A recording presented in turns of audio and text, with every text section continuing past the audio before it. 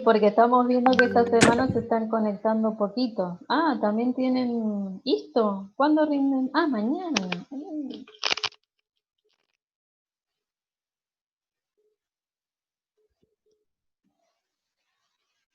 Y bueno, tocan semanas muy movidas y otras que son un poquito más tranquilas. ¿Qué va a ser? Bueno, vamos a esperar un poquito más a ver si se suman más a la reunión. Profe, entré medio tarde, entonces el backup 12 y 13 es para el 1 de junio. Exacto. Ah, buenísimo, Hubo un gracias. error ahí. Bien.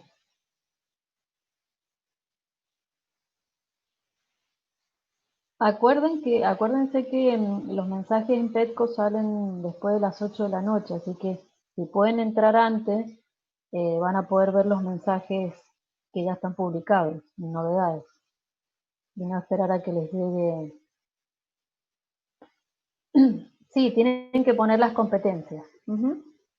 No sale ahí en la consigna, pero sí. Es como todos los backups que venimos haciendo hasta ahora. Ay, profe, yo lo acabo de entregar y no puse lo de las competencias y no puedo editar la entrega. Bueno. ¿Puedo mandarlo con otro archivo, por correo electrónico o algo? Y no, lo que pasa es que no sé, Celi, si hay otro lugar para subir. Lo que pasa es que justo eso se comentó este martes, cuando estuvimos en el trabajo práctico con el doctor Alvarelos, y bueno, ahí se comentó de que sí, que había que colocar las competencias. Claro, justo ese día yo no entré a clases. Ay, no, me quiero Claro. morir. No te preocupes. Después cuando te hagamos la devolución, ahí Ok. te vamos a hacer notar que faltaron las competencias y se va a habilitar una nueva franja para subir las correcciones. Y ahí lo volvés Bueno. a subir completo. No te preocupes. Bueno, buenísimo. No desesperen. No, tal cual. Sí. ¿Puedo hacer una pregunta en cuanto a las correcciones de la CAP 9 y el 11? ¿Esas, si todavía no me corrigieron, no pasa nada? ¿O pues yo sigo con las dos correcciones ahí en espera? ¿Cómo? No te entendí, o sea, que vos subiste ya la corrección del backup 9. Claro, y todavía no... O sea, No, ya sí, me expiró, está por no hay expirar. problema. Ya se van a corregir. Lo que pasa es que hay otro grupo que todavía no sube las correcciones, y todavía nosotros estamos corrigiendo los del backup 11.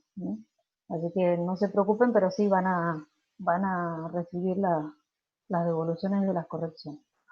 Doctora, una pregunta. Dijo que el backup 12 y 13 es para el 1 de junio, ¿no? Exacto. Profe, a mí me pasó lo mismo que a Yasmila y no entregué las competencias, pero debajo de la entrega se pueden poner comentarios. De última no lo podemos poner ahí. Y no, es mejor que lo suban después en algún lugar donde se lo vamos a habilitar nosotros. Así no Bueno, se hace gracias. lío.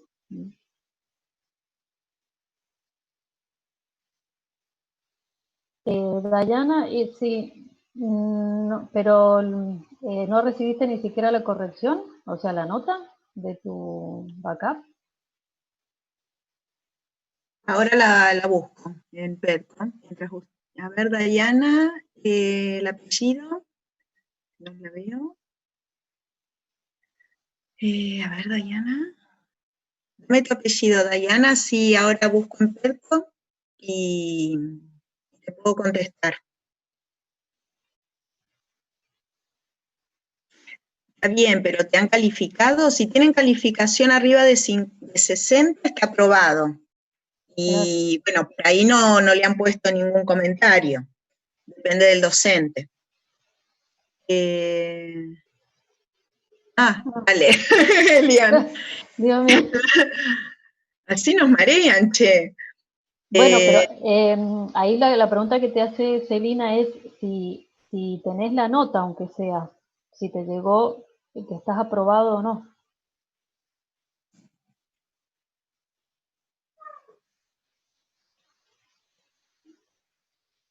Activate el micrófono si querés, ¿eh? Profe, tengo una duda. ¿Se escucha? Sí, sí. ¿El backup se abre el 1 de junio o se puede entregar hasta el 1 de junio? Ya está abierto. Y es Bueno. hasta el 1 de junio. Bueno, gracias. Bueno.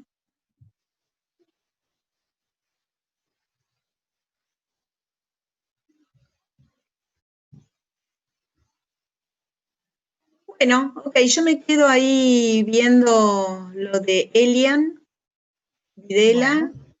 a ver si por ahí me contesta cuál es su nota, o yo ahora me fijo. ¿eh?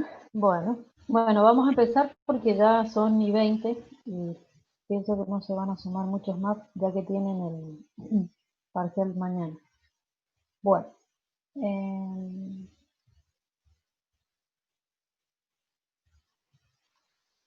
Bueno, vamos a estar atentos a que si se tienen que volver a reconectar no hay problema, yo los vuelvo a incluir en la reunión.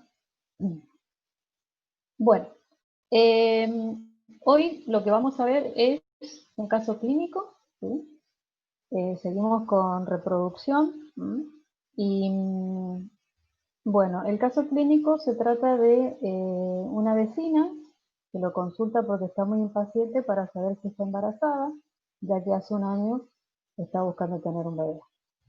Considera que en 2 o 3 días debe tener su menstruación y se hizo un EVA-test, pero le dio negativo. Ella está preocupada porque siempre utilizó pastillas anticonceptivas para evitar quedarse embarazada y se pregunta si la ha afectado, aunque el prospecto no dice nada al respecto. Usted le explica que es importante consultar al médico y lee el prospecto del anticonceptivo que utiliza para calmar. Entonces, dice, usted lee el prospecto para explicarle cómo funcionan los anticonceptivos orales, particularmente el que ella tomaba, para que no esté preocupada.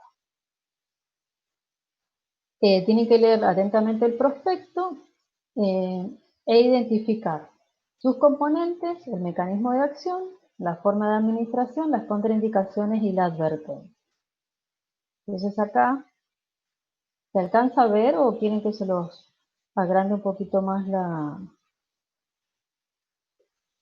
letra? Los leo. No, está bien, profe. ¿Se ve? Bueno, entonces, ¿cuáles serían los componentes de este anticonceptivo oral? Si alguien quiere, puede activar el micrófono.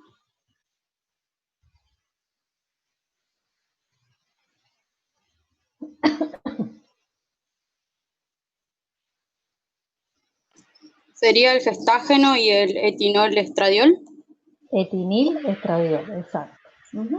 Bien. ¿Y cuál sería el mecanismo de acción?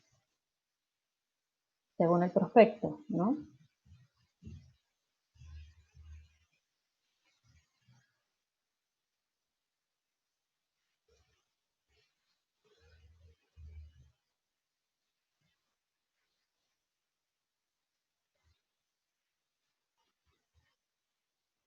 Bueno, voy a detener mi video así no interfiero con... Muy bien, la ovostasis.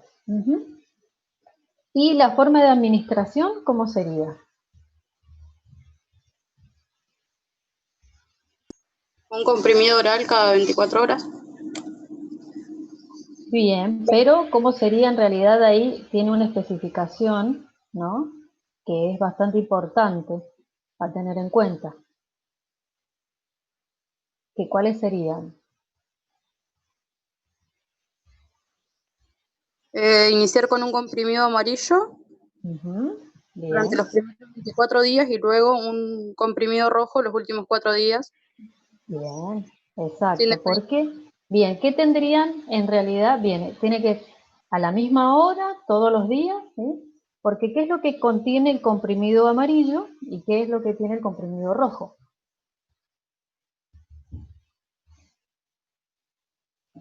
Bien, el rojo es el placebo. ¿Y a qué se refiere con placebo?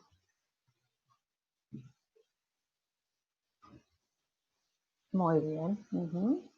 Bien. Bien, y los comprimidos amarillos, exacto, los componentes activos. Muy bien.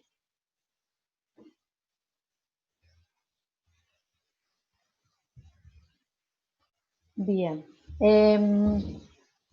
¿Y cuáles serían las contraindicaciones?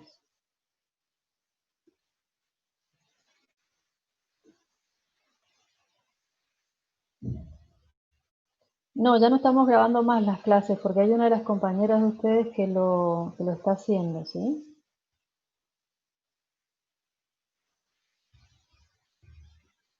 Bueno, ¿cuáles serían entonces las contraindicaciones?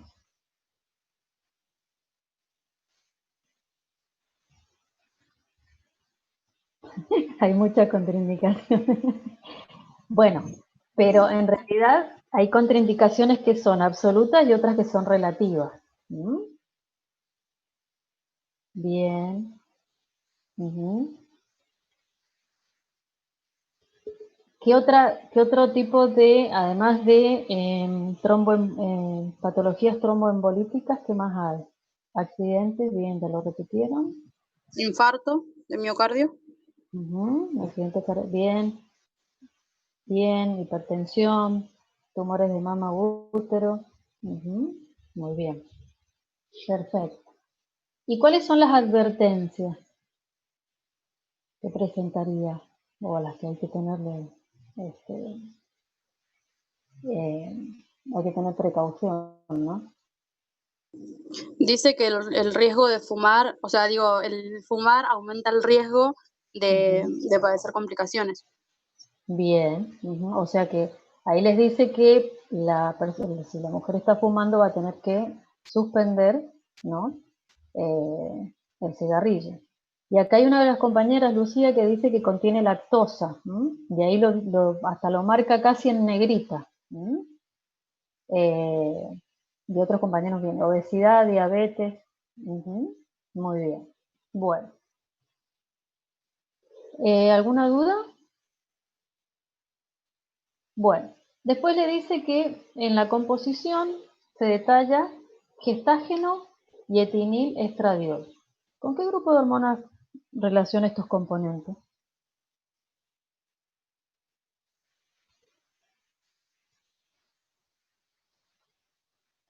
Los leo. Bien, hormonas esteroideas, pero específicamente, bien, hormonas sexuales. Bien, progesterona.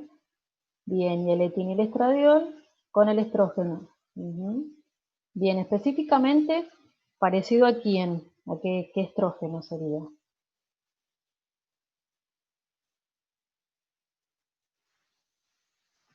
Bien, al 17 beta estradiol, pero tiene una potencia mucho menor. Perfecto. Bueno. Dice, ¿qué efectos tienen los gestágenos fisiológicamente durante el ciclo sexual femenino? Los gestágenos.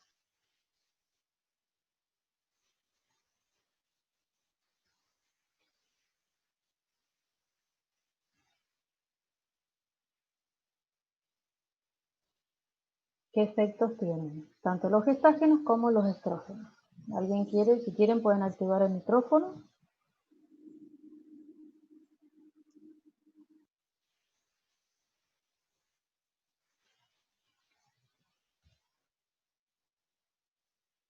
¿Quién prepara el endometrio para la implantación y inhibe la motilidad miométrica?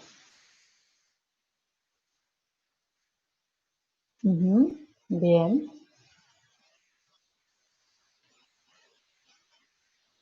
¿Qué más?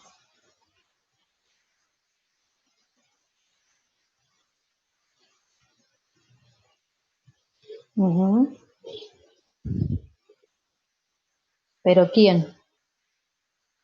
Por ahí me dicen disminuye la pulsatilidad de la LH.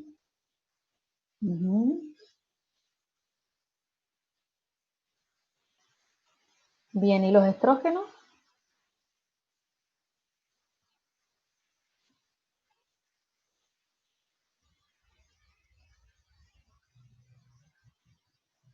Pero ¿a través de quién los estrógenos permiten la maduración de los ovocitos?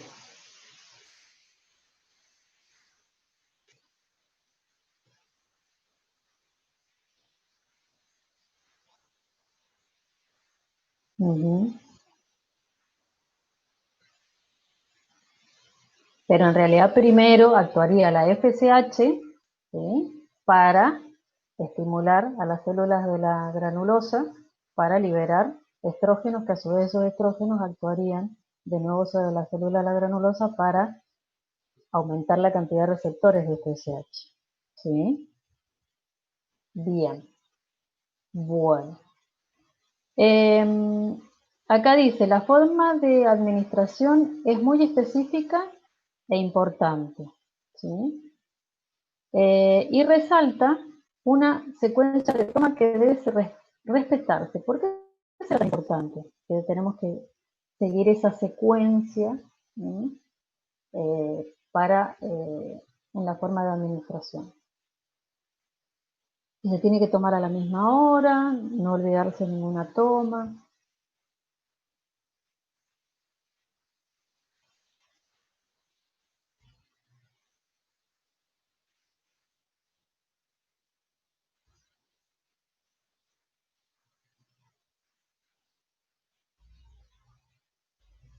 Para inhibir la ovulación, para mantener los niveles de estrógeno y progesterona regulares. Bien, muy bien. Porque en realidad estamos semejando, ¿sí?, un ciclo. Un ciclo sexual. Bien, acá dice, grafiquen un eje de coordenada los cambios en los estrógenos y progestágenos durante el ciclo sexual femenino. Y en el mismo gráfico tienen que representar cómo se modificarían estas hormonas al administrar exógenamente el anticonceptivo. ¿Cómo hicieron esto? ¿Hay alguien que lo quiera comentar? Si quieren, activen los micrófonos, así no estamos tan en silencio.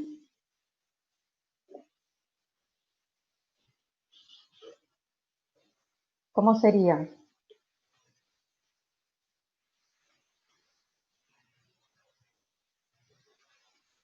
Aunque sea que alguien lo comente, activen uno de los micrófonos y después yo les muestro un gráfico y lo vamos constatando con lo que algún compañero o compañera. Yo puse en el eje de las X los días del ciclo. Bien, acá. Y el Y sería la concentración de las hormonas o nivel. Bien. Y primeramente, durante los primeros días aumentan los estrógenos, teniendo un pico más o menos a los 14 días, o un poco antes. Y después de los 14 días, o sea, sería como el día, no sé, 17, la progesterona. Bien. Pero ¿y la progesterona cómo, en qué niveles estaría en los porque acordate, el primer día, ¿a qué se le llama primer día del ciclo? ¿Cuándo es? ¿Cuándo decimos que es el primer día? Cuando inicia la menstruación. Bien, exacto. Bueno, entonces, en ese primer día, ¿cómo están los estrógenos y la progesterona?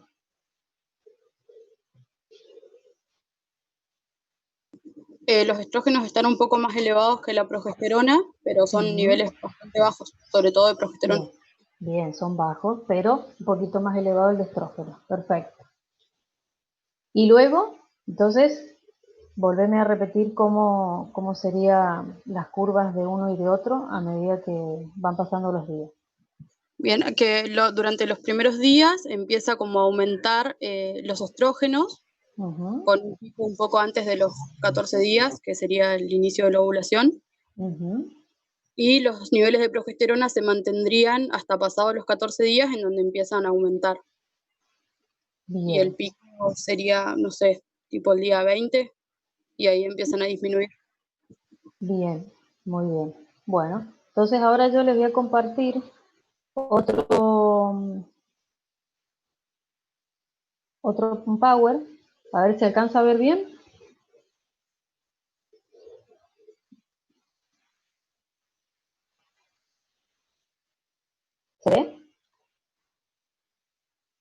Bueno, Sí, profe. entonces, bueno, me gusta que por ahí hablen un poquito porque si no se siente uno un poco solo. Bueno, entonces, como decía la compañera, no es el del Silverstone, sí es esta parte. No, perdón, del Borón. Y después en inglés y no recuerdo, lo saqué de otro lado.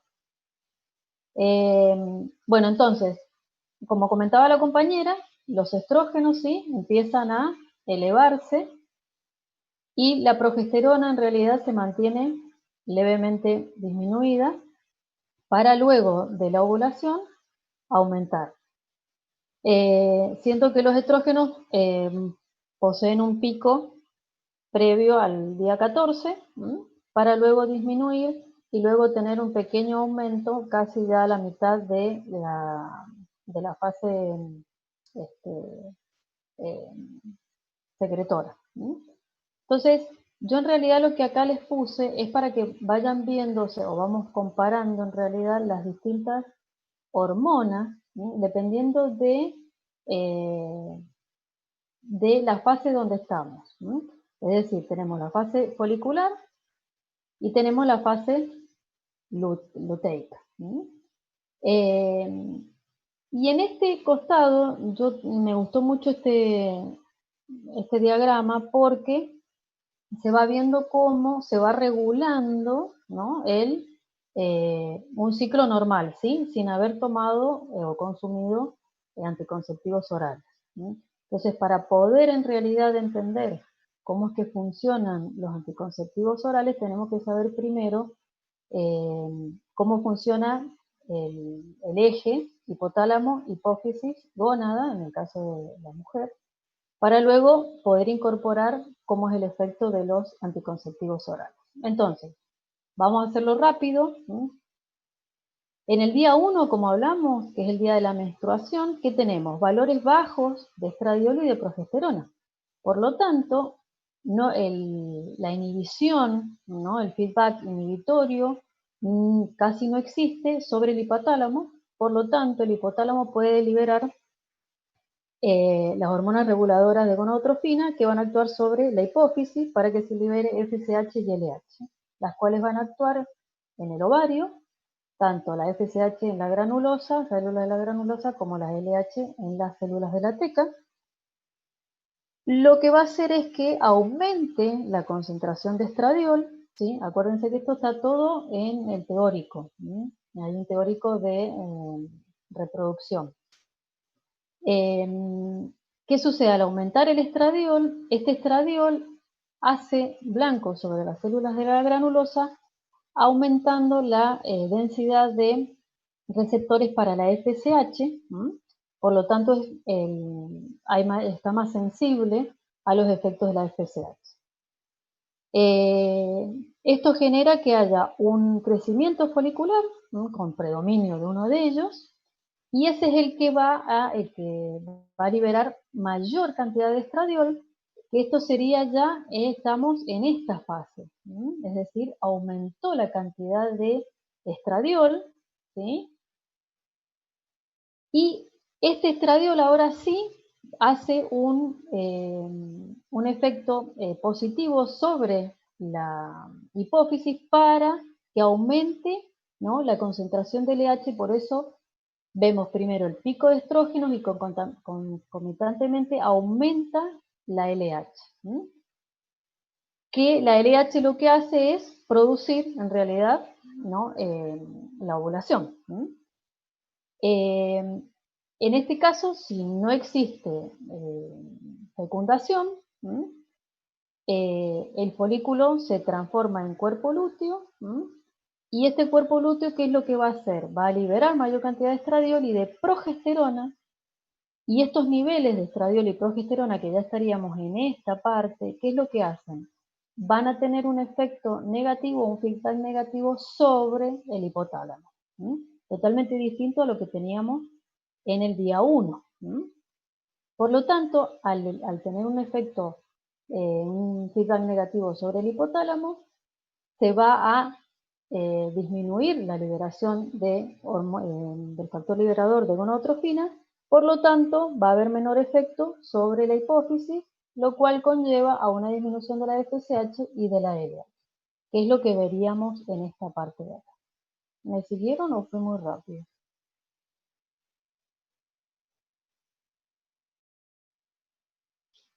¿Están?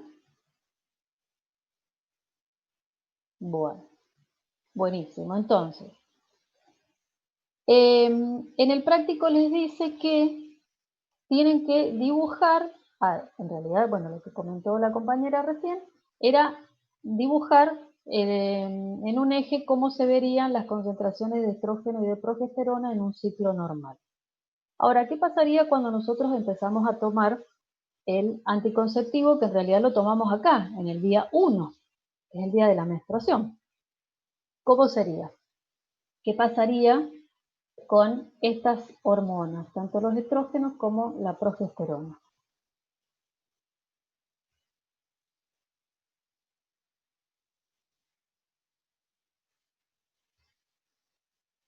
¿Qué sucedería? ¿Y estarían aumentados? Bien, pero ahí, bien, no se van a dar los picos, perfecto, pero acá vamos a hacer una diferencia, o sea, una, a ver, esperen. Bien. Yo les quería mostrar esto porque hay que hacer una diferencia entre las concentraciones de hormonas que me está aportando el anticonceptivo, ¿sí?, que es el gestodeno y el etinil-estradiol. ¿Qué sucede? Cuando se toma, esto sería el primer día, ¿qué es lo que sucede? Yo tomo el anticonceptivo monofásico que tiene tanto un progestágeno como un gestodeno, ¿sí? ¿Qué sucede acá? Empiezan a aumentar las concentraciones de estos que son estos piquitos. Son las hormonas que son liberadas por el ovario o por el... Bien, son las exógenas, exacto. Son las exógenas, pues por eso se dice que se tiene que tomar a la misma hora y todos los días, ¿sí?, para poder tener una concentración constante de estas dos hormonas. Lo que me va a generar, ¿qué es? Una concentración de LH y FSH disminuidas pero constantes, ¿sí?, para no producir el pico de FSH y de LH. ¿Estamos? En realidad el pico de LH. ¿Sí? Ahora, si yo dosara las hormonas que está secretando el ovario, ¿cómo tendrían que estar? La progesterona y el estradiol.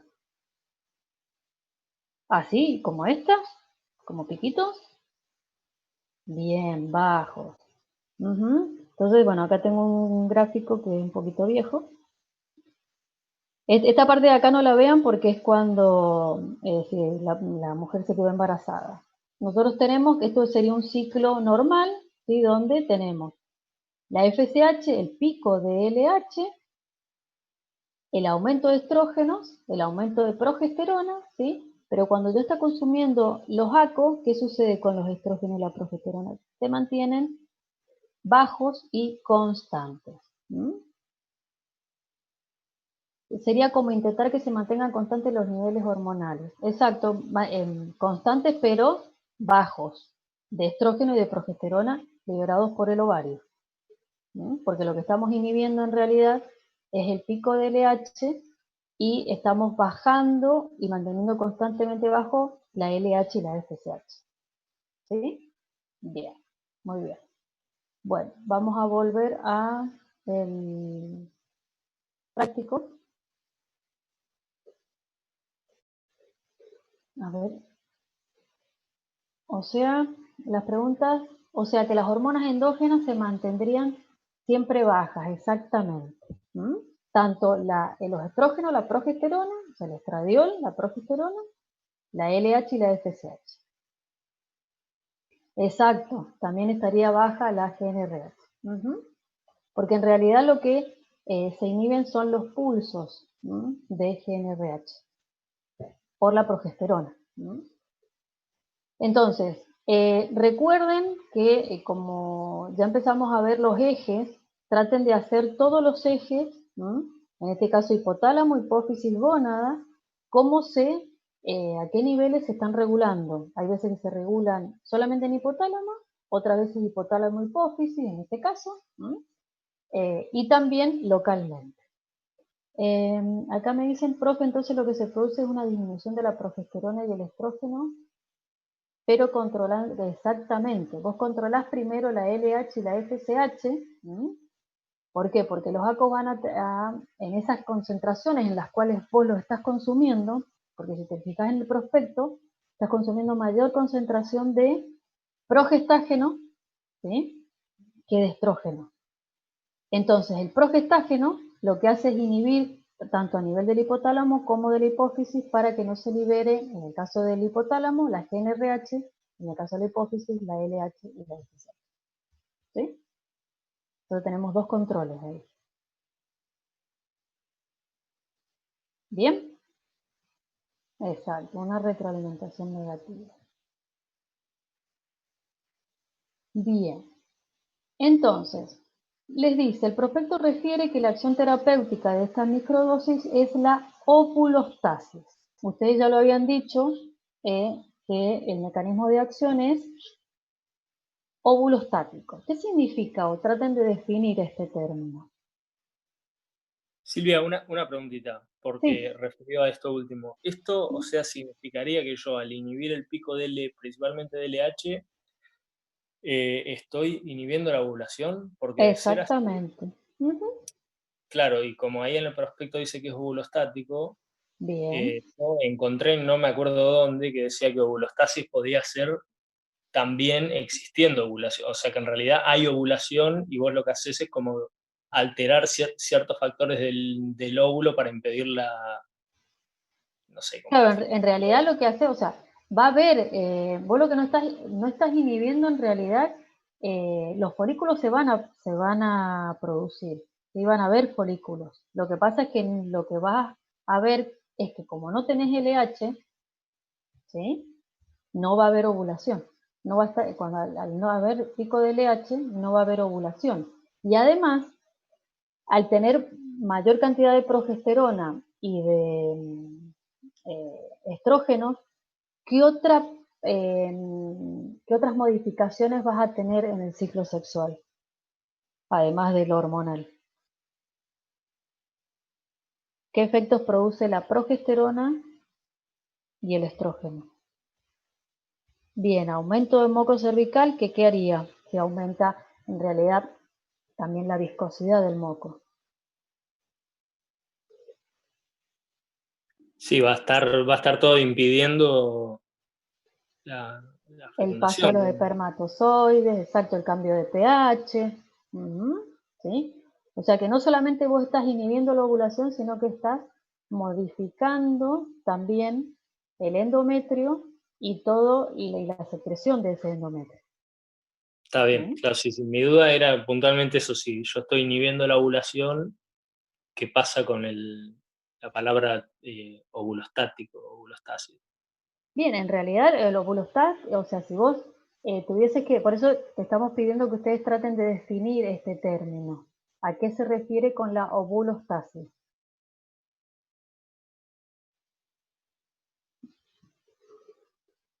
Si vos tuviese que definirlo, ¿qué sería? En realidad manejás todo el mecanismo, ¿sí?, para que se genere la ovulación. ¿Y cuál es ese mecanismo? Modificar tanto el perfil hormonal, ¿sí?, y después modificar la parte del endometrio.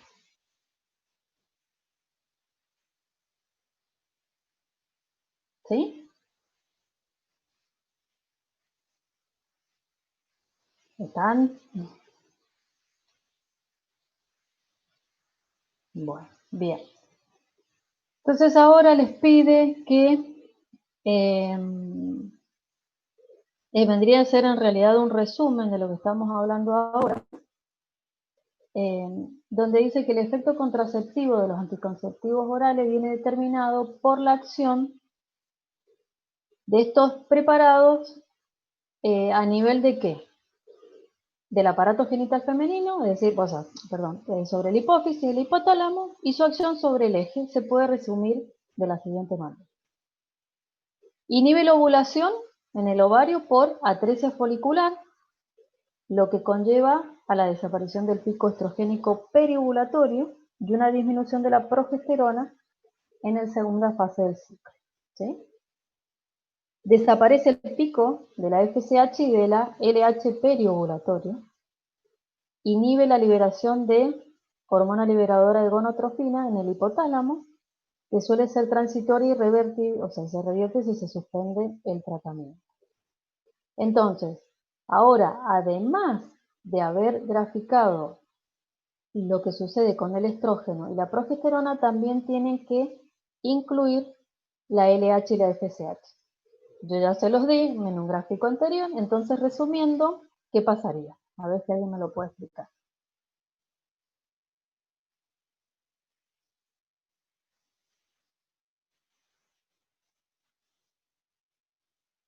A ver, Tino. Me anda mal el micrófono. No, yo te escucho. No, yo la verdad que no lo hice el gráfico.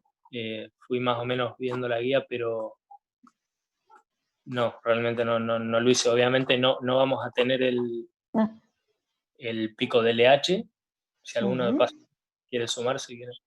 Bien, ahí dice. Las concentraciones de LH y de FSH se mantendrían siempre constantes y bajas. ¿Sí? ¿Y el estrógeno y la progesterona? ¿Cómo estarían? También bajas. ¿Sí? Bien, bajas. Todas bajas porque son bien constantes y bajas. Por eso el gráfico que yo les mostré hace un rato, donde una cosa es ver cómo están las hormonas exógenas que yo estoy consumiendo a las hormonas endógenas que están produciéndose en el ovario. ¿Bien? ¿Podemos continuar? Bien, Tino, no hay problema. Nada, todo bien. Yo tengo una duda. En el caso de la menstruación, donde se toman las pastillas placebo, en este momento se aumentaría, claro, porque vos sacás el efecto inhibitorio de la progesterona. Y por eso son 4 días en los cuales al descender ese feedback negativo, lo que hace es restablecer el eje y permite la menstruación. ¿Sí? Porque decae la cantidad de progesterona y estrógeno. Para nuevamente volver a tomar. Dice, ¿por qué especifica anticonceptivos orales y no anticonceptivos hormonales? Ah, bueno, porque son anticonceptivos orales, es decir, porque los consumís de manera oral. ¿Sí? Por eso se los diferencia con los anticonceptivos hormonales, porque los anticonceptivos hormonales se pueden colocar tanto por implantes, pues hay un DIUP que es hormonal, ¿sí? Y inyecciones y parches. ¿Estamos? Son los transdérmicos. Esa es la diferencia nada más. ¿Sí? Es la vía de administración por donde uno administra este tipo de hormonas. ¿Se entendió, Daniela?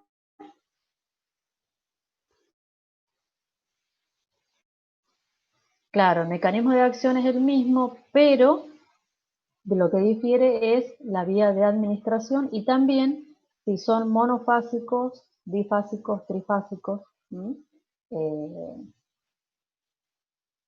Bien, muy bien. Ahí, esperen que se me fue una pregunta.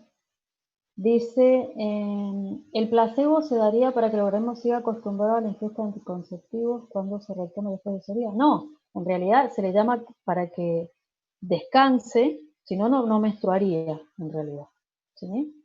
Estarías permanentemente con concentraciones muy altas del anticonceptivo y no dejarías que el endometrio se descame. Después dice, y también, exacto, para que no pierda la costumbre de tomarlos. Bien. ¿Sí? Perfecto. Bueno. Bien, acá les dice estos niveles hormonales. Sí. Tengo una consulta. Estuve mirando unos gráficos en donde la progesterona con el uso de anticonceptivos orales estaba aumentada y se mantenía constante. ¿Esto puede ser cuando tienen otra composición? Cuando tienen, claro, cuando hay algunos anticonceptivos que son solamente con progesterona. Claro. ¿Sí? Sí, porque en este caso había una disminución, o sea, disminución de estrógenos y se mantienen constantes a niveles bajos. Claro, bueno, ahí te tenés que ver, claro, tenés que ver qué composición tiene, ¿no? Es decir, claro, qué droga es la que tiene, porque hay algunos que son con progestágeno solo. Ah, está. Estos son combinados, ¿no? Y se les llama de tercera generación, a este que estamos viendo acá, porque lo que se hace es que el gestodeno, ustedes se acuerdan que estas hormonas son esteroideas, es decir, que derivan de la estructura del colesterol, y se le hace una modificación, ¿no? Es decir, se le agrega grupos metilos, bueno, se le hace una modificación en la estructura de la molécula para tener una menor acción androgénica. ¿No? Y también al estar tanto dando un progestágeno como un estrógeno, lo que hace es tratar de bajar la concentración de ambos para producir el mismo efecto. ¿Sí? Antes se tomaban anticonceptivos con dosis muy altas y tenía muchas consecuencias adversas. Ahora, la verdad que la industria farmacéutica ha logrado bajar las concentraciones, y más del progestágeno, y hacerle estas modificaciones a la molécula para que no tenga tanto poder androgénico. ¿Sí? Bueno,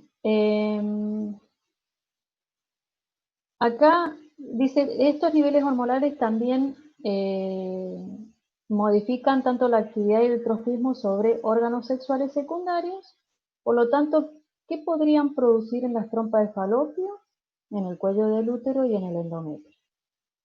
A ver si alguien me puede comentar.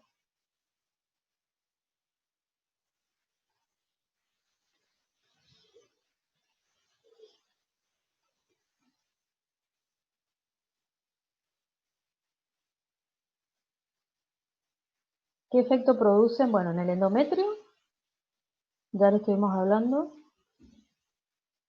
Bien, ¿y qué hacen ahí en las trompas? Se actúan sobre las fibras de la trompa. Bien, menor velocidad en el transporte del óvulo. Muy bien. Bien, aumentan el moco cervical y además, ¿cómo lo hacen? ¿Qué características tendría? Más viscoso. Bien. ¿Y en el endometrio? Bien, con menos glucógeno, impide la maduración.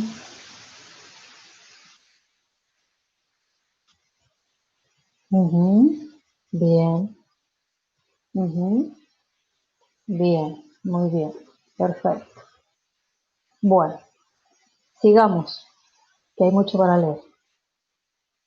Lea atentamente el siguiente texto, identifique en el texto las principales acciones no deseables del uso de anticonceptivos orales. Fundamente su selección. A ver, elijan alguna. Por ejemplo, ¿Qué pasaría si una persona hipertensa, una mujer hipertensa, consumiera anticonceptivos orales?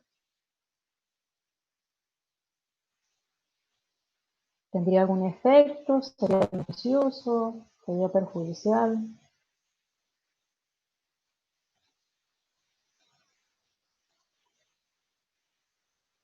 Ahí lo dice el mismo. ¿Lo están leyendo?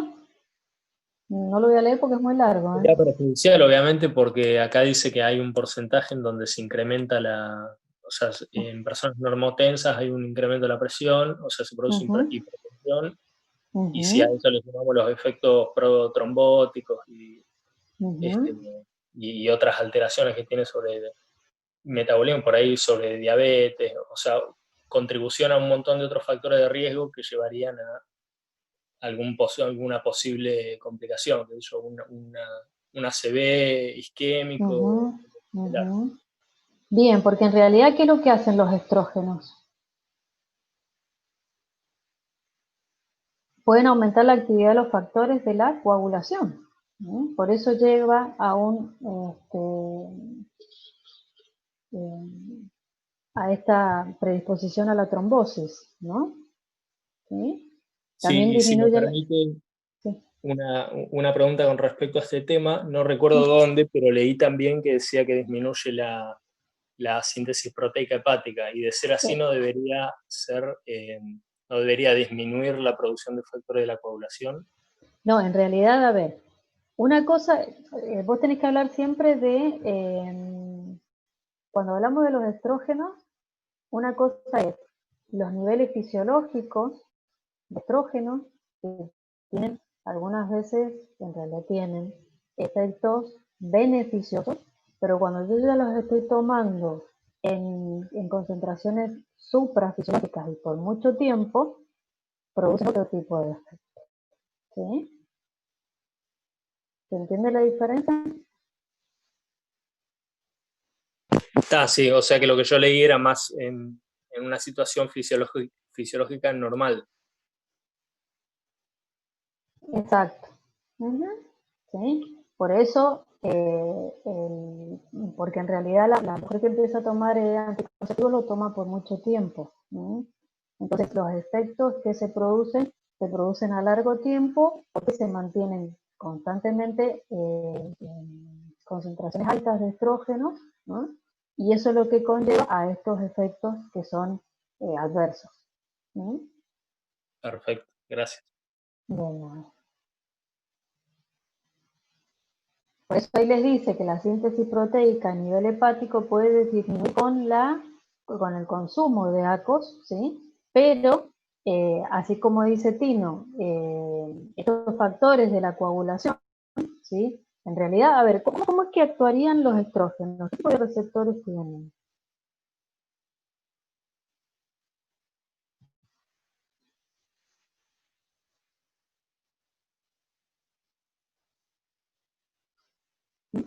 ¿Qué son? ¿De membrana, citoplasmáticos, nucleares? En realidad son citoplasmáticos y después migran hacia el núcleo. Y también se ha visto que algunos órganos pueden llegar a tener receptores de membrana y por eso algunas veces se les atribuye los mecanismos de acción rápidos que presentan los estrógenos. Ya cuando es a nivel nuclear, tarda mucho más tiempo en generar el mecanismo de acción, que es a nivel de la síntesis proteica, donde están incluidas las enzimas y un montón de cosas. Pero ya cuando hablamos de receptores de membrana, esto se puede relacionar con segundos mensajeros, con aumento del calcio intracelular, que es uno de los segundos mensajeros, o de distintas vías. ¿Estamos? Bien. Seguimos con los efectos adversos. Miren ahí lo que dice, los estrógenos, sobre todo en dosis inferiores a 50 microgramos, producen un efecto cardioprotector y antiheterogénico. por favorecer la lipólisis de los adipocitos, disminuir la actividad de la lipoproteína lipasa y aumentar el colesterol HDL, VLDL y disminuir el LDL. Que normalmente recuerden que en las mujeres menopáusicas, al disminuir la cantidad de estrógenos, ¿sí?, todos estos beneficios ya no los tiene. ¿Sí? Entonces, por eso se corren más riesgos en la mujer menopáusica por la disminución de los estrógenos.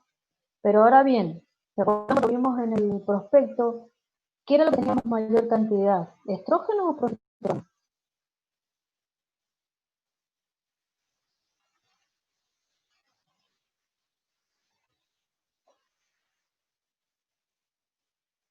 ¿Qué había mayor cantidad? ¿De qué hormona? De progesterona. Entonces, en realidad la progesterona es la que va a producir mayores efectos adversos que el estrógeno. Es como que eso beneficioso que te estaba dando el estrógeno, ahora te lo está quitando la progesterona. Porque la progesterona produce todo lo contrario al estrógeno. Y más si lo estamos tomando en muchas cantidades. ¿Sí? ¿Me siguen?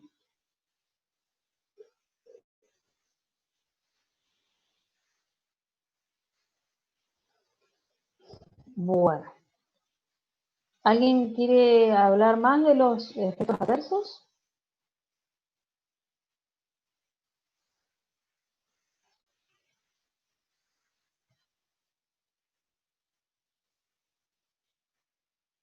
Bueno, acá en el último párrafo habla de lo que yo les comentaba de la disminución de la dosis de estrógeno y gestágeno, y con la aparición de gestágenos con menor actividad androgénica han disminuido significativamente el efecto desfavorable de los fármacos sobre el metabolismo lipídico de hidrocarbonatos. Por eso no tienen tantos efectos adversos como los tenían los ACO hace muchos años atrás, que eran los de la generación. ¿Sí? Bueno, ¿seguimos? El árbol práctico. Bueno, dice, como toda hormona esteroidea, la mayoría de los fármacos, y como la mayoría de los fármacos, ¿qué pasa? Que el organismo, ¿qué tiene que hacer con estas hormonas que estoy consumiendo exógenamente? Tienen que ser metabolizadas, ¿no?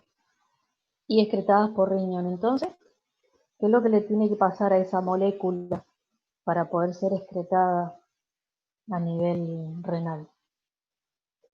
¿Se acuerdan qué tipo de hormonas era? ¿Cómo se transporta? Son hormonas liposolubles y Bien. se transportan en ser unidas a proteínas, por lo tanto, para poder ser eliminadas por riñón se tienen que hacer hidrosolubles. Entonces, ¿eso dónde se produce? ¿En el hígado? ¿Qué pasa en el hígado a estas hormonas? Para que sea hidrosoluble, ¿no? ¿Qué tiene que pasar? Bien, ahí hablan de detoxificación, bien, pero ¿cómo es? No No se hay le una agrega. fragmentación no es que se fragmenta y queda la subunidad beta, creo que es la que se elimina por... No, corazón, todavía no estamos con la subunidad beta. Estamos con los estrógenos y la progesterona. No estamos en embarazo. No cualquiera. Sí, estoy hablando de la gonadotrofina. Sí, todavía no. Guárdatela que después me lo vas a contestar. No, ya está igual, no hablo más. No glicina, miren, a ver, les voy a mostrar algo para que se ubiquen, porque esta parte les voy a, para que se ubiquen un poquito. Miren que tengo, nosotros tenemos, ¿se alcanzan a ver las moléculas? Sí, profe. Bueno, nosotros tenemos el gestodeno y el etinilestradiol, que son las dos hormonas que están en este anticonceptivo, ¿sí? Y nosotros tenemos como hormonas naturales liberadas por el ovario el estradiol y la progesterona, ¿sí? ¿Qué sucede? ¿Ustedes ven alguna similitud del etinilestradiol con el estradiol?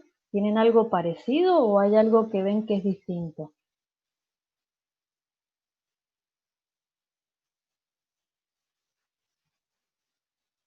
Esperen que se me fue el chat.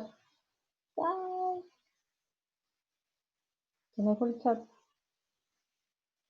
Si alguien me puede comentar lo que dicen los compañeros. Porque están diciendo que son parecidas, que tienen el mismo número de carbonos. Bien, es decir, en el etinilestradiol, ¿qué es lo que tiene? Acá, en el carbono 17, ¿sí? Porque acuérdense que estos son anillos, el A, el B, C y el D. En el D, en el carbono 17 se le agrega un grupo metilo, que este no lo tiene el estradiol. ¿Y la progesterona? ¿A qué se parece al gestodeno? ¿Qué es lo que tiene? Este tiene dos grupos ceto, y acá tiene un grupo ceto, y acá tiene un grupo alcohol y un metilo.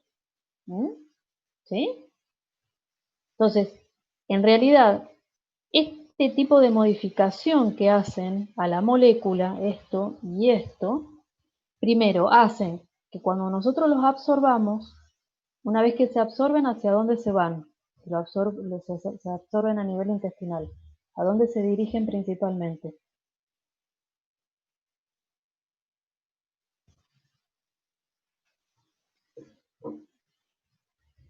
Van a tener que activar los micrófonos porque se me fue el chat, chicos.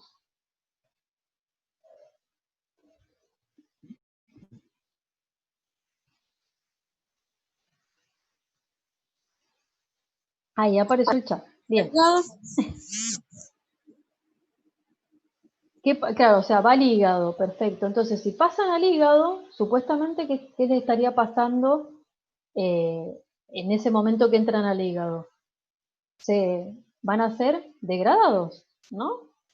Pero gracias a estos grupos metilos que tienen acá, que la industria farmacéutica logró colocárselos, lo que hacen es poder pasar por la primera detoxificación y no ser metabolizados por la primera pasada por el hígado, ¿sí? Entonces, al pasar por el hígado, directamente después pasan a circulación periférica, ¿no? Y pueden ejercer su acción. ¿Que la acción cuál es?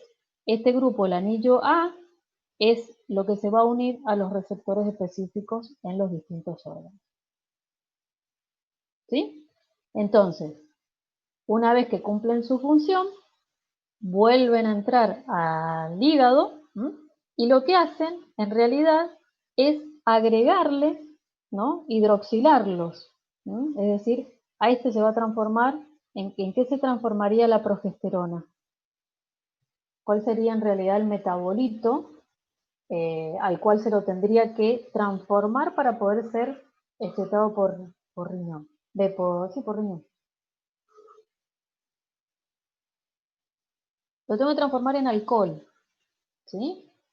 Porque este alcohol que tengo yo acá, esto se puede unir al glucurónido, ¿no? O a los sulfatos, para así hacerlo hidrosoluble y poder ser eliminado por riñón. Entonces, el estradiol se va a transformar en estrona y en estriol, los cuales se pueden conjugar con sulfato o con gluconorato, y eso hace que sean hidrosolubles y puedan ser eliminados por riñón.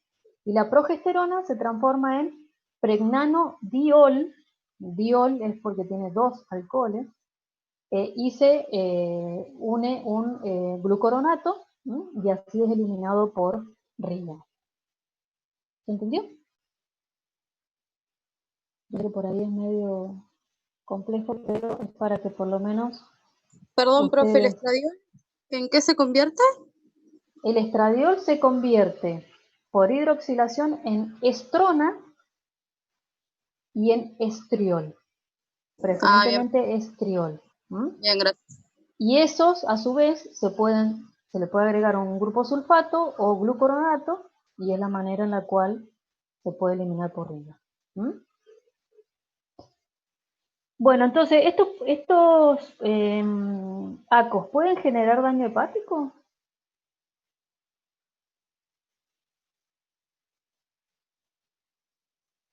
Primero es hidroxilación y después la adición de un sulfato o un glucoronato. ¿Sí? Bueno, ¿pueden generar daño hepático con el tiempo?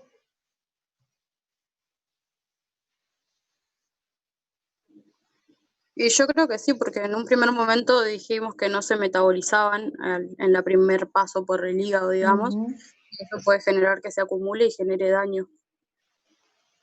Pero no, en realidad pasan por el hígado, pero después se van a la circulación periférica, no se quedan en el hígado, ¿no? Ah, pero no hay forma de que se puedan acumular. No. Okay. No. ¿Cómo sería el daño hepático?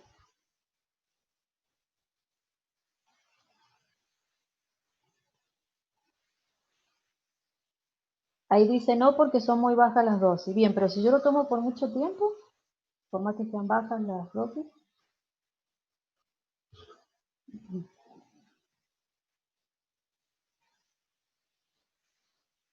¿Qué es lo que le estoy haciendo yo al hígado al incorporarle una cantidad fija y prolongada de un xenobiótico en este caso? Si le quieren llamar. Ah, bien, a largo plazo sí pueden generar. ¿Por qué piensan que puede generar daño hepático?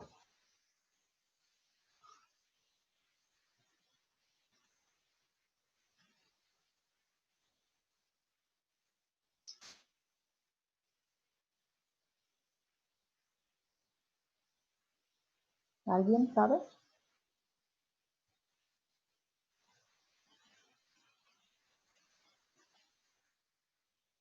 En realidad, bien, lo que puedo hacer, lo que hace en realidad es utilizar, acuérdense que todos los xenobióticos, todo lo que es extraño al cuerpo y además las otras hormonas, se metabolizan en el hígado y utilizan los mismos sistemas enzimáticos que está utilizando los ACO. Entonces, ¿qué sucede? Al estar muy saturado el sistema enzimático para poder eliminar estos anticonceptivos, lo que genera es el depósito o la no metabolización de otros xenobióticos que utilizan la misma ruta de detoxificación. Y eso es lo que genera el daño hepático. ¿Me siguen? ¿Lo puedo repetir? Pero no entendí. Los ACO utilizan un sistema enzimático de detoxificación que es utilizado por distintas hormonas también para ser metabolizadas. Entonces, como yo estoy consumiendo una cantidad constante y a largo plazo de hormonas endógenas, el sistema enzimático está, si quiere decirle, saturado, tratando de metabolizar este tipo de hormonas exógenas. Y compite, o sea, en realidad no puede metabolizar tanto las hormonas endógenas u otros metabolitos que necesitan ser eliminados. Entonces, por eso se genera un daño hepático, porque hay depósito, ¿no?, dentro del hepatocito. Profe, ¿y eso generaría estrés oxidativo? Puede llegar a ser también generar estrés oxidativo. Bien. Por eso en realidad también hay que ver, bueno, que es lo que vamos a ver ahora, cuáles serían a largo plazo y más de 2 meses de consumo. ¿Sí? Y eso creo que sería exactamente una acumulación de productos no metabolizados o metabolizados parcialmente. ¿Sí? Bueno, entonces, ustedes como futuros médicos, ¿sí? Sabiendo cuáles son las acciones terapéuticas, las acciones no deseables, que montan el prospecto, en realidad, ¿qué preguntas le harían a una paciente que decide empezar a tomar anticonceptivos orales? ¿Qué es lo que le preguntarían, por ejemplo, de antecedentes familiares? Si hay antecedentes de trombosis o si hay... Bien, o diabetes. hipertensión. Bien. Diabetes. Bien, si hubo antecedentes de cáncer de mama, de lipidemia, problemas cardiovasculares, si tiene antecedentes de arterioscleróticos, trombosis. Muy bien, todo bien, muy bien. ¿Y por qué? Justificando. ¿De qué me sirve saber este tipo de antecedentes familiares? Bien. No, en realidad no es antecedente familiar el que fume, sino que es un antecedente médico. Porque cuando uno habla de antecedentes familiares, hay una herencia. En cambio, el fumar no se hereda. ¿Se entiende, Mateo?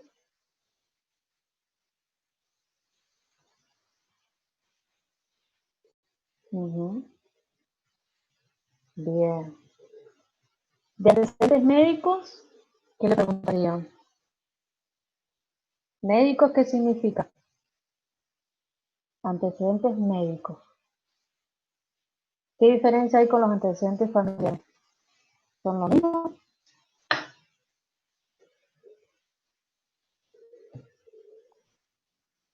¿No serían de patologías previas?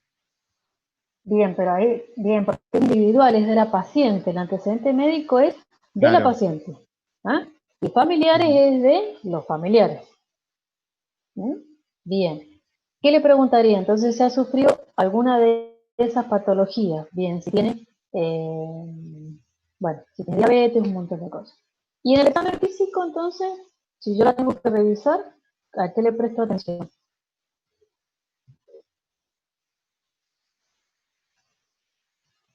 Muy bien, le tomo la presión arterial, la edad, la talla, el peso. ¿Qué más?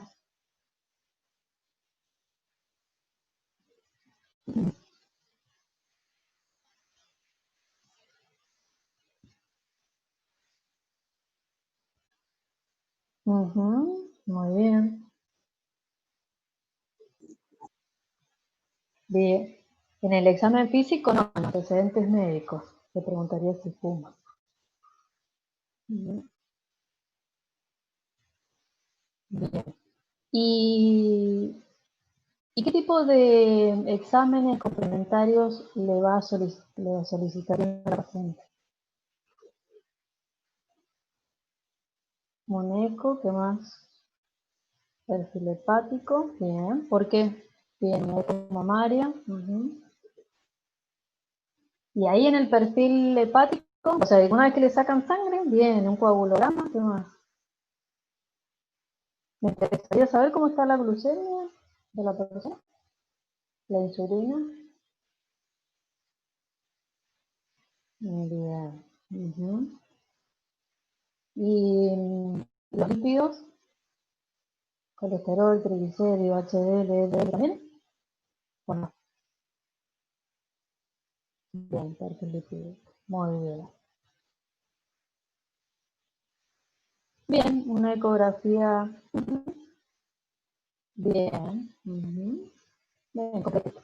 Bueno, vamos a pasar al EVA-test ahora. Sí, ahora Tino te va a tener que tocar responder la pregunta que habíamos dado para esto. Bueno, continuemos, ya son las 9:23. Bueno, ahí su vecina le menciona un EVA-test, ¿sí? Porque ahí ella está buscando quedarse embarazada y supone que se ha quedado embarazada, pero se hizo un EVA-test y le dio negativo. ¿Qué saben de esto? ¿Es confiable? ¿Qué piensan de los test ustedes?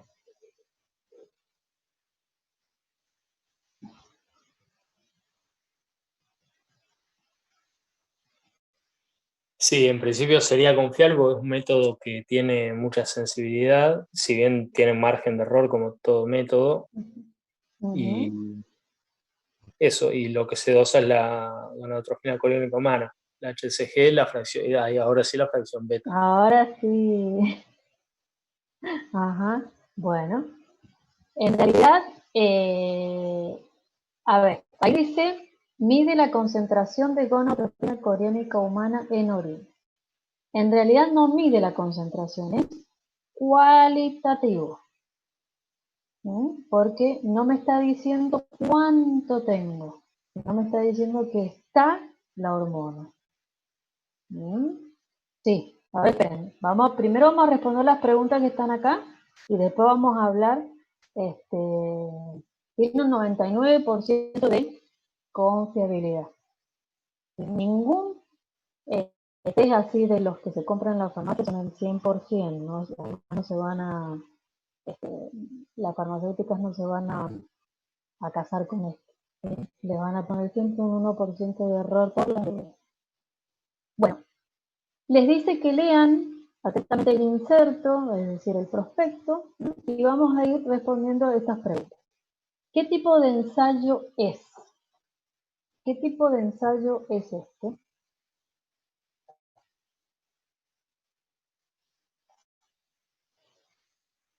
Acá dicen una inmunocromatografía. ¿Qué opinan los otros compañeros? ¿Tiene anticuerpos contra el HCG? O sea que es un ensayo inmunoensayo, y acuérdense, cualitativo. ¿Qué muestra biológica se utiliza para la detección?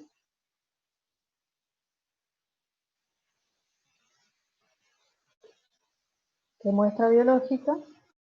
Bien, orina. ¿Y qué molécula detecta el ensayo entonces, Tino? Detecta la gonadotrofina coriónica humana, su porción beta, que es eliminada por orina. Si yo tomara eventualmente una muestra de sangre en ese periodo, podría detectarla también en sangre. Bien, o sea, ahora ya vamos a hablar. Claro. Bien, ¿por qué la podría detectar? Supongamos que ese test me da negativo, pero yo le hago una muestra de sangre. ¿Y qué pasa con esa muestra de sangre? ¿Qué le hago? Claro, y en la sangre, ahí sí voy a dosar, a medir la cantidad que haya de HCG. Bien, pero ¿qué método utilizo para detectarla y cuantificarla? No, ahí se utilizan otros, no sé exactamente cuál es, pero también es digamos, alguno por ahí más sensible. Pero bueno, estoy bien, más sensible, una ELISA, por ejemplo. Que son los métodos que vamos a ver. En realidad, lo que hacen es detectar menor cantidad de hormona y además te la cuantifican. Te dicen cuánto hay de esa hormona. ¿Dónde se produce entonces esta subunidad? En la placenta. Bien, pero ¿qué parte de la placenta? ¿Qué célula?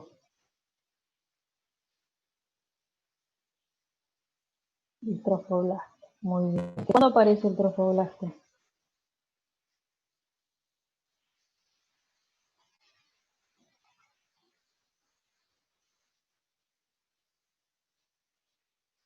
Bien, con la implantación. Si no hay implantación, bien.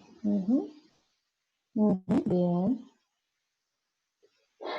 A partir de la segunda semana, más o menos.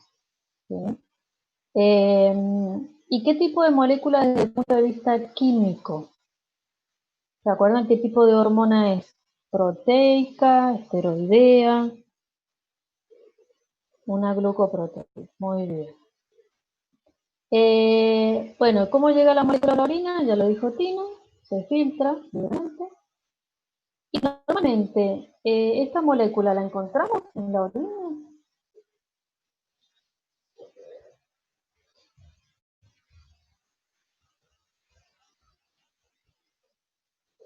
No. Si la mujer, o sea, normalmente no se encuentra, bien, está bien. Bien. Ahora, ¿qué significa un resultado bien? Ahí vamos. ¿Qué significa un resultado positivo? Piensen bien en la respuesta, ¿eh? ¿Qué pasa si a mí me da positivo o negativo? Si da positivo, ¿no sería una mujer? presencia de la hormona? ¿Cómo? Que si da positivo sería que hay presencia de la hormona. Bien, hay presencia de la hormona, exacto, ¿sí? Porque ¿qué pasa? No es que censo, no estoy censando, estoy diciendo que está presente la hormona. ¿Mm? Porque, por ejemplo, a un hombre le puede dar positivo.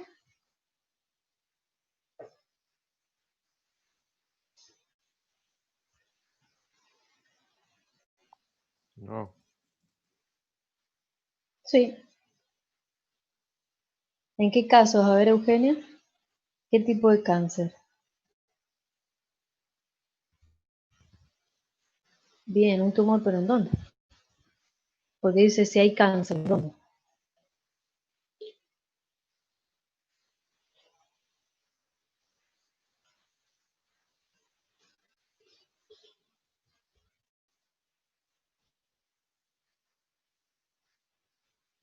En las neoplasias malignas testiculares. Bien, exactamente. ¿No? Y además, supónganse que si es una bien, la célula terminal. Supónganse que la mujer no está embarazada, pero le da positivo. ¿De dónde puede venir? Si no es de del trofoblasto. Una mola, bien. ¿Sí? Un embarazo ectópico, también.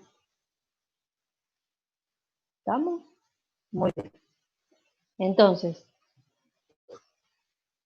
cuando uno habla de que ¿qué significa un resultado positivo? No significa embarazo, sino significa la presencia de la subunidad beta, nada más. ¿Estamos? Después se corrobora con ecografía o después vas a codificarla. Bueno, ¿qué cantidad de la molécula se puede detectar en la orina con este método?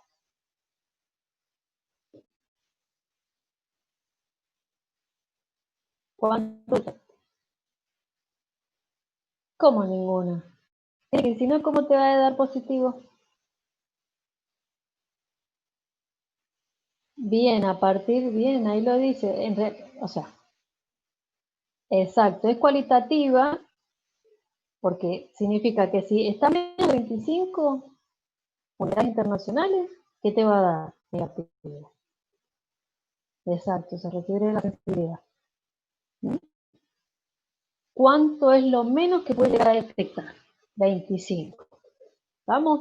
Si la mujer tiene 10, tiene 5 unidades internacionales, le va a dar negativo. No va a haber 2 rayitos, va a haber 1. ¿Sí? Pero eso no significa que no esté la hormona en su... y es que se quede matada. ¿Sí? Por eso hay que hacer otros métodos que son más sensibles, que son los que detectan menor cantidad de la hormona. Bien. Entonces, bueno, acá esto vamos a tener que empezar a pasar rápido porque, bueno, en realidad para la medición de hormonas que tenemos bioensayos y inmunoensayos o técnicas inmunoquímicas. Que va a depender de qué, porque en realidad, para hacerlo fácil, ustedes ya lo vieron en micro, siempre para que haya para poder detectar en realidad la hormona, debería ser mi antígeno en este caso. Yo le tengo que agregar un anticuerpo para que forme un inmunocomplejo, y ese inmunocomplejo, para poder visualizarlo, se utilizan distintas marcas que le llaman. ¿Sí? Que puede ser radioactiva, enzimática, quimioluminiscencia, y dependiendo de eso se va a llamar Irma, ELISA. ¿Estamos? ¿Estamos de acuerdo con eso? Eso ya lo han visto, que son todos los métodos por los que yo puedo detectar un antígeno, que en este caso el antígeno sería la hormona presente en la sangre de la embarazada. Y cada técnica tiene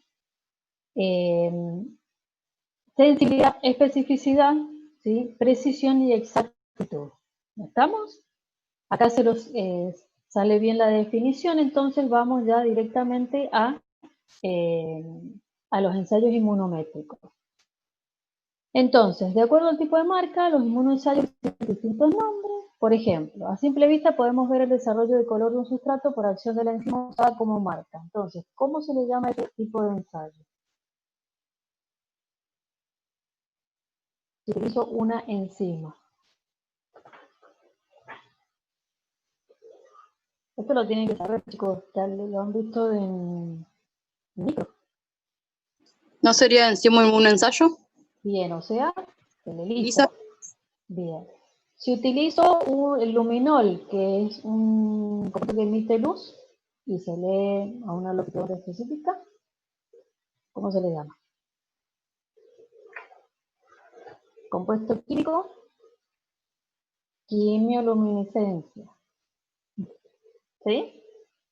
Bien, y el último, que sería el de los coloides a base de oro, que sería el ensayo que vimos en el test, en el EVA-test, ¿qué sería? ¿Cómo se llamaría?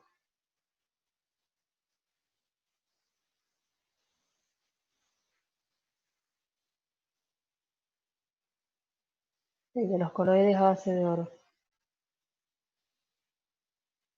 Una inmunocromatografía, que ya lo comentaron antes. ¿Estamos? Y el último, el que utiliza isótopos radioactivos. ¿Radioinmunoensayo? Bien, radioinmunoensayo. Perfecto. Bueno, estos son distintos ejemplos, ¿no? Como para que ustedes vean que hay ELISA sanguínea, ELISA simple, y se revela por color. Bueno, entonces, habla de sensibilidad, especificidad, exactitud y precisión. ¿Qué es cada uno de estos? ¿Qué significa sensibilidad, especificidad, exactitud y precisión? Según el inserto, ¿no? Ahí dice que puede detectar niveles de su unidad beta a partir de 25 unidades internacionales por litro. ¿Qué significa que sea sensible? Cantidad mínima, bien, perfecto. Entonces, mientras más sensible es un método, ¿qué sucede? Excluyo falsos negativos. ¿Estamos? Por ese 1% que hablaban ustedes.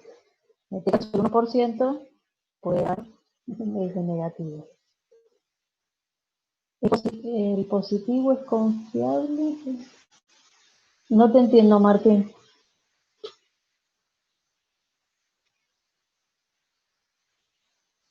Ah, está bien, o sea, está bien, si te da positivo es confiable. Bien, para hacer un esquema debe ser más sensible. Bien, ¿y específico? ¿A qué se refiere? Con específico, porque acá está hablando la especificidad, ¿a qué se refiere? Bien, sobre esa molécula que yo estoy buscando, en este caso, bien. Por eso dice que solamente son anticuerpos monoclonales contra la subunidad beta. Por lo tanto, no tiene acción cruzada con qué otras hormonas que tienen o que comparten otra subunidad, que sería la alfa. Correcto.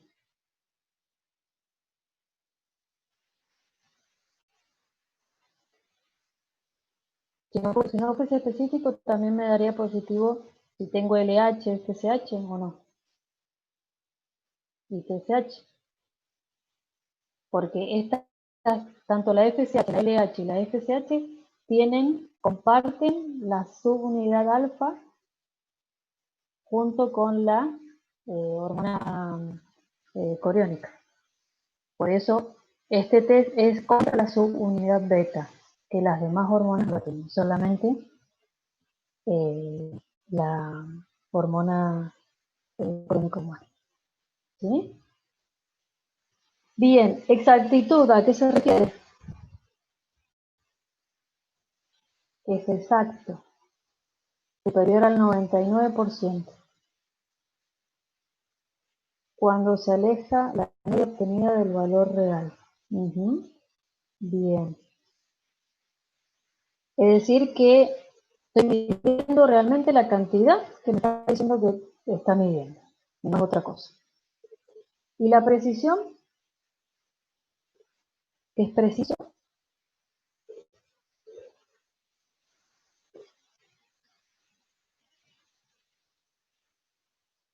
¿Qué significa que sea preciso?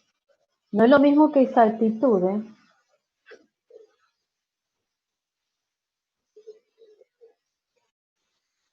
Preciso significa que yo, si este método yo lo aplico en otra persona, en otra mujer embarazada, en las mismas condiciones, me tiene que dar de la misma manera. O sea que es reproducible el resultado. ¿Vamos? Bien, medida de dispersión entre repeticiones. Entonces me tiene que dar cerca de lo que me dio hoy. Si hoy me dio tanto, mañana lo vuelvo a medir y me tiene que dar parecido, no distinto. A eso se llama precisión. Bueno, entonces, cuando hablamos de con qué especificaciones técnicas se relaciona la confiabilidad del test. Yo digo que es confiable.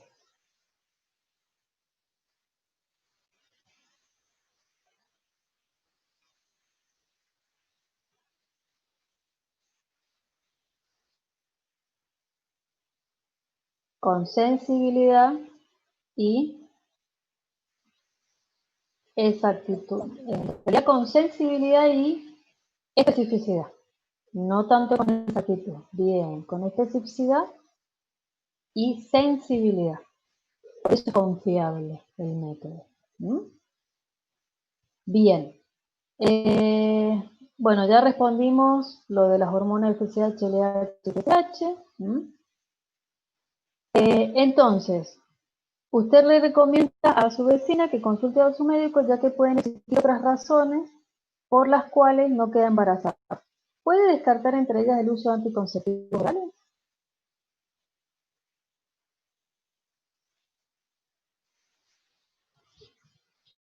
Esta chica estaba tomando anticonceptivos orales. ¿Puede llegar a ser que no se pueda quedar embarazada o que pueda quedar embarazada? Bien. Y además hay que preguntarle qué cosas sobre los anticonceptivos. ¿Cuándo lo dejó de tomar? ¿Estamos? Y si no consumió anticonceptivos orales, puede ser que exista alguna otra hormona que esté aumentada y generando la no ovulación. Algo que vieron ayer, me parece. Sí, puede haber aumento de prolactina. Bien, una hiperprolactina. Exactamente. Muy bien. Bien, entonces, ¿qué hace su amiga? Va, se saca sangre y le trae estos resultados. Y entonces, ¿qué le dieron? ¿Qué hicieron? Le dosaron su unidad beta con un método de ELISA. ¿Y cuánto le dio? 1250 miliunidades por mililitro. ¿Está embarazada o no? Bien, sí. Entonces, ¿qué diferencias hubo entre el Evatez, que al principio le dio negativo, y ahora este ELISA que le dio de 1250? ¿Qué pasa con, porque le dio antes de negativo y ahora tiene mucho valor?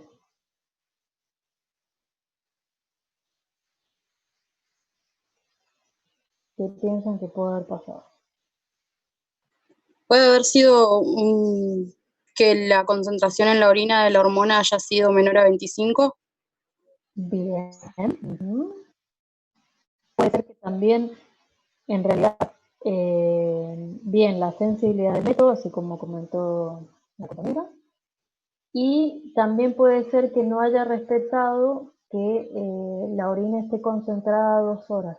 Si la orina está muy diluida, también va a haber menor cantidad de hormona, por lo tanto va a dar negativo, pero no es porque no esté la hormona.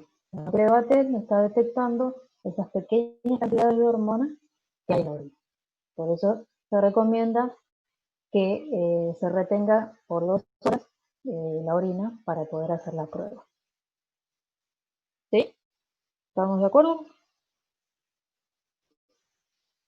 Y también puede ser que se lo haya hecho tempranamente, ¿no? Porque bueno, por ahí uno saca cuentas y no le ha dado los números, ¿no? Porque ya dice que entre 2 o 3 días estaba por menstruar. Pero bueno, por ahí pueden fallar los días. Bien, entonces, ya queda poquito. Son las 10 menos 4. Bueno, con respecto a este artículo, ustedes tienen que leer, lo tienen que leer y les dice que, bueno, se hizo un estudio en el cual se fueron midiendo, ¿no?, los niveles de subunidad beta dependiendo de las semanas de gestación, ¿sí? Y en base a eso les pide que grafiquen o hagan, que hagan un gráfico, ¿sí? Los valores al día 28 a partir de la última fecha de menstruación, la semana 10 y la semana 15. ¿Hay alguien que lo haya hecho el gráfico? Más o menos para, según el texto, ¿no? Según el artículo que figura acá.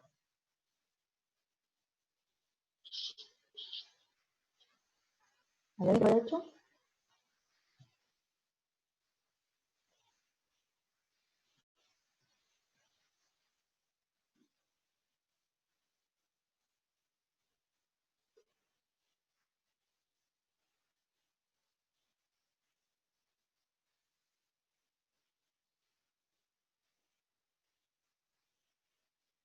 ¿No?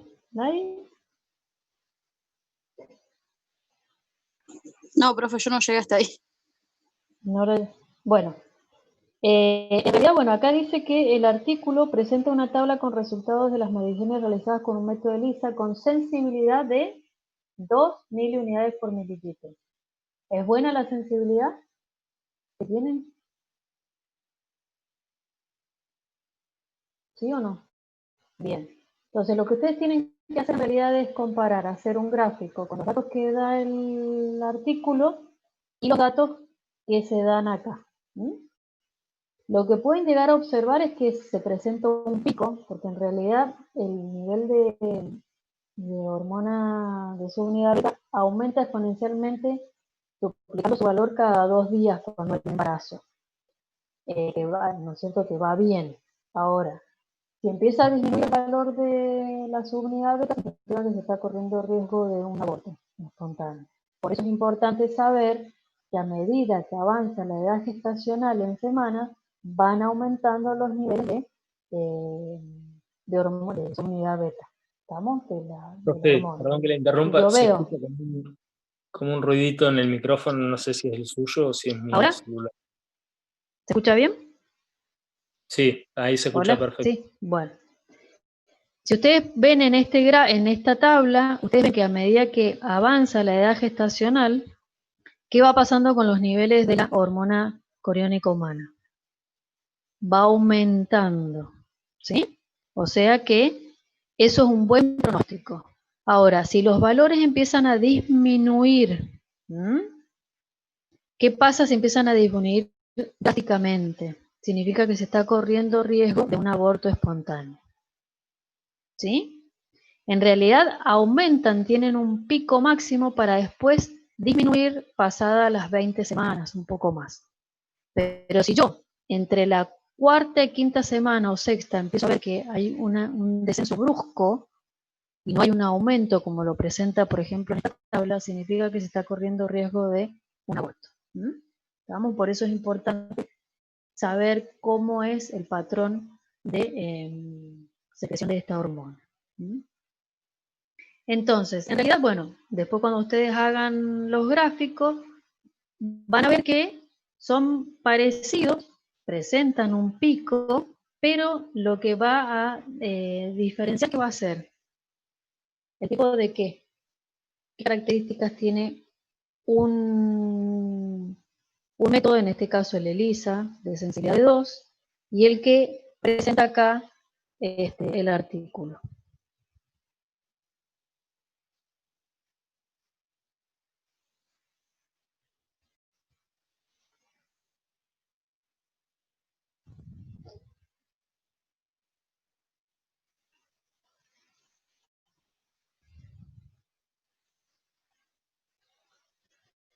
Ahí pregunto que ustedes cuando hacen la curva con los datos que le piden, tanto con lo que dice el artículo, con lo que dice esta tabla, van a ver cómo van a ir aumentando la concentración de la hormona, ¿sí? Pero van a ver una diferencia en realidad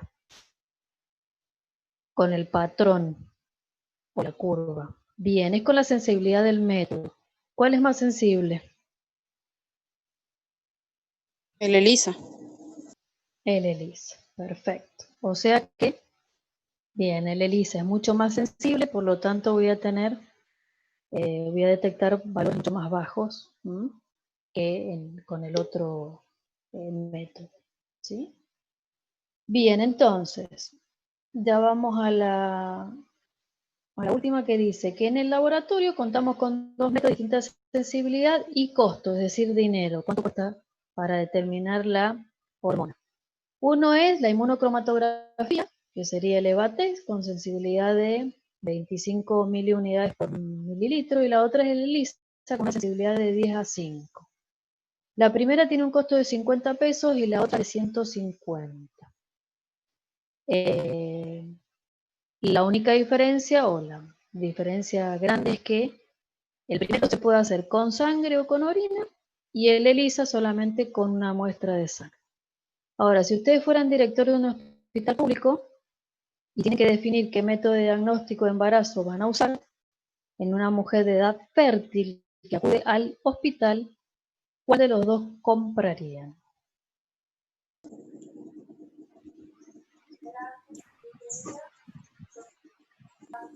Sí, la prueba. Lejos, no sé si hay alguien. Hola. A ver, acá Martina dice ELISA. ¿Y por qué?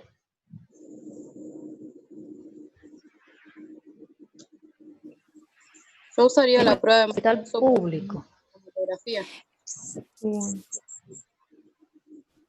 Bien, ahí ¿cuál era el más barato? Dice Martín. El de 50 pesos es el de inmunocromatografía. Sí, porque también se le puede hacer una buena anamnesis que oriente un poco y bueno, y con uno de esos andaría bien, y de última, para casos excepcionales, usar un ELISA. Bien, o que algo exacto. de más para... Acuérdense que... Bien. Porque en realidad es sensible.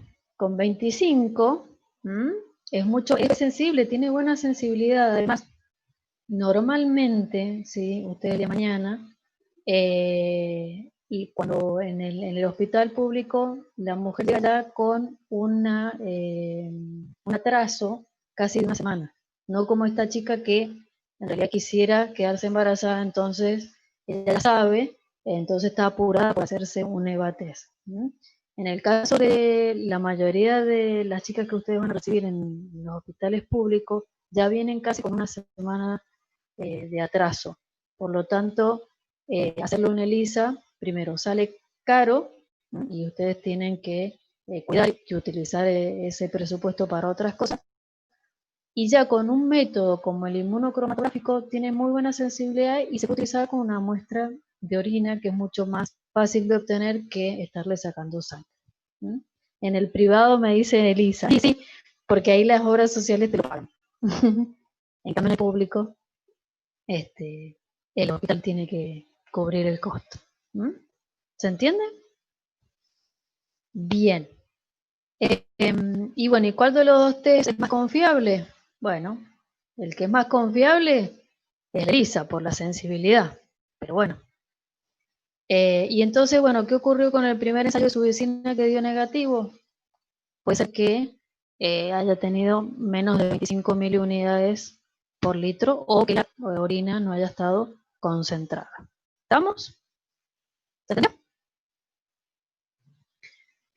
Bueno, y acá, bueno, ya nos quedan 5 minutos. No sé si quieren que lo leamos, pero en base es, en realidad, comentar lo que... ¿qué me dicen? ¿Que sí que lo leamos o no? Eso sí, último, de Mateo y Aixa.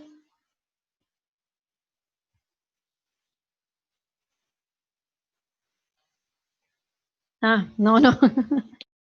Bueno, en realidad lo que habla acá, ¿no? Es... bien, sobre lo que si entendieron o no. Bueno. Habla que en realidad, bueno, la decisión de ustedes de haber preferido comprar con la plata que tenían, elegir el mono cromatográfico, está bien porque la sensibilidad es muy buena, ¿sí? Más allá de que Lisa tiene una sensibilidad mucho más alta, pero en los casos de un hospital público es mucho mejor utilizar el más barato con buena sensibilidad, ¿sí? Eso es lo que habla en realidad el artículo que tienen que leer, ¿sí? A no ser que, como dijimos, que puede dar positivo en una mola, en un coriocarcinoma o también en los embarazos múltiples, los valores casi son el doble que en un embarazo simple. ¿Estamos? Bueno. Y bueno, y tienen que elaborar una conclusión respecto a los métodos de diagnóstico de embarazo. Ahí es lo que tienen que en realidad comparar, que sería la sensibilidad y la especificidad de estos tipos de métodos, ¿no? ¿Qué características tiene cada uno? Tanto el inmunocromatográfico como el ELISA. ¿Sí? Bueno, terminamos. ¿Alguna duda que les quede?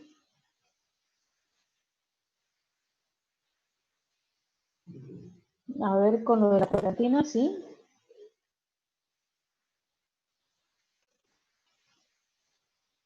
Sí, Milagros.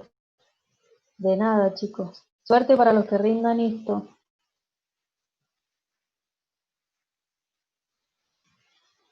Bueno, ¿dónde actuaría la prolactina en realidad en altas concentraciones? ¿Dónde pensás que pueda llegar a actuar para poder inhibir la ovulación? Con todo lo que habíamos hablado ahora. ¿A nivel de qué estructura?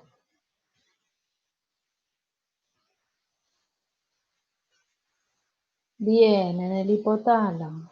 Exactamente.